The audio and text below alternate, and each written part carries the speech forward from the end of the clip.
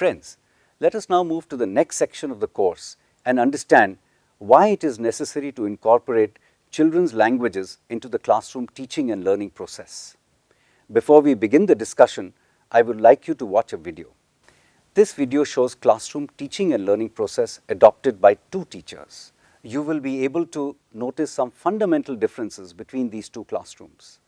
The video will make you think about the reason for these differences. What could the reasons be? Does the inclusion or exclusion of children's languages play any role in this? Let us watch the video carefully to find answers to these questions. कक्षा में बच्चों की भाषा का प्रयोग क्यों और कैसे के इस वीडियो में आपका स्वागत है। आइए चलते हैं जीवन लाल जी की कक्षा में। यह बहुत मेहनती शिक्षक है। वे उड़ीसा की सीमा से लगे हुए छत्तीसगढ़ के एक स्कूल में पढ़ाते हैं, जहां कुछ बच्चे छत्तीसगढ़ी और कुछ संबलपुरी बोलते हैं और अपनी कक्षा में अलग अलग तरह की शिक्षण सामग्री और विभिन्न गतिविधियों का इस्तेमाल करते हैं। लेकिन इनकी समस्या यह है कि बहुत मेहनत करने के बाद भी उनकी कक्षा में बच्चों की भागीदारी बहुत कम है और परीक्षा में बच्चों का प्रदर्शन भी बहुत अच्छा नहीं है। जीवनलाल जी का मानना है कि बच्चों को घर की भाषा का कक्षा में बिल्कुल इस्तेमाल नहीं करना चाहिए। ऐसा करने से बच्चे हिंदी नहीं सीख पाएंगे और पीछे छूट जाएंगे। उनकी शिक्षण प्रक्रिया इसी मान्यता के इर्द गिर्द घूमती है। आइए देखते हैं यह अपनी कक्षा में किस तरह काम करते हैं। बच्चों, आज हम इस चित्र पर बात करेंगे। मैं इस चित्र से संबंधित कुछ सवाल आपसे करूंगा। उसका जवाब जिसे पता होगा वो पहले हाथ ऊपर करेगा और फिर जिससे मैं कहूंगा वो जवाब देगा। जवाब हिंदी में देना सभी, ठीक है? बच्चों बताओ, इस चित्र में क्या दिखाई दे रहा है? बताओ बेटा चुलेश्वरी। सर, ये एक ठन रुक ए। ठन और रुक क्या होता है, कोई और बताओ। सर, ईटा तक गचा है।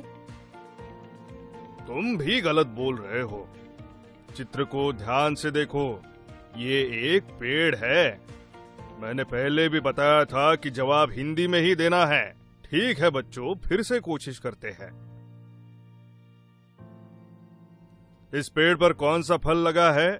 बेटा रत्ना, तुम बताओ।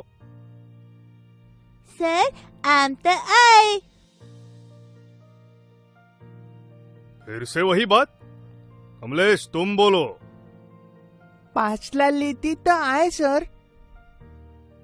ओहो, चुप हो जाओ सभी। इस पेड़ पर आम के फल लगे हैं।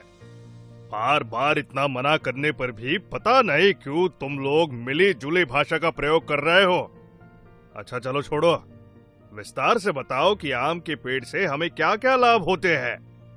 इस सवाल के जवाब में न ही किसी बच्चे ने हाथ ऊपर उठाया और न ही किसी ने जीवनलाल जी से नजरें मिलाई, क्योंकि पिछले सवालों को तो वे जैसे तैसे अनुमान लगाकर समझ गए थे, पर यह सवाल तो उनके सिर के ऊपर से ही निकल गया था।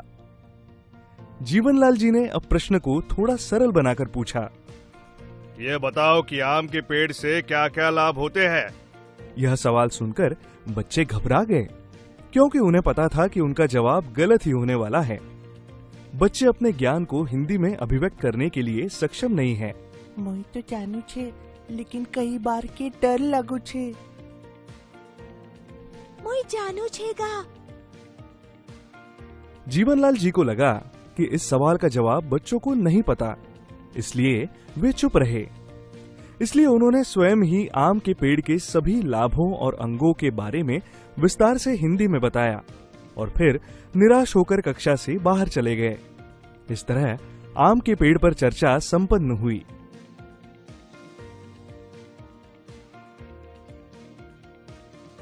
आइए अब महिमा जी की कक्षा देखते हैं। गरियाबंद जिले में छुरा ब्लॉक के शासकीय प्राथमिक शाला रसेला में महिमा जी 2009 से कक्षा पहली को पढ़ा रही हैं।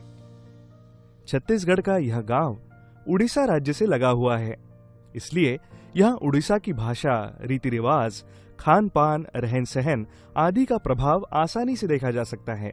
महिमा जी की कक्षा में कुछ बच्चे संबलपुरी और कुछ बच्चे छत्तीसगढ़ी बोलते व समझते हैं। आइए महिमा मैडम की एक दिन की कक्षा का अवलोकन करते हैं। महिमा मैडम बच्चों को कक्षा पहली की हिंदी पाठ्य पुस्तक का पाठ 17 बंदर और गिलहरी पढ़ा रही हैं। बच्चों, आज हम ये कहानी पढ़ेंगे। बताओ, इस चित्र में तुम्हें क्या क्या दिख रहा है? इनके नाम बताओ। चिरा मूसा, पेंद्रा और गच। रुखमा पिंडरा सुते हैं। अच्छा, तो चिर्रा मूसा क्या कर रहा है? चिर्रा मूसा माकर की पूंछी को धर के ऐसे खींच रही है। अच्छा, तो ऐसा करने पर माकर क्या करेगा? ओला फटकार ही की झनकर। उस पर माकर गुस्सा करेगा। माकर ताके हुरबा।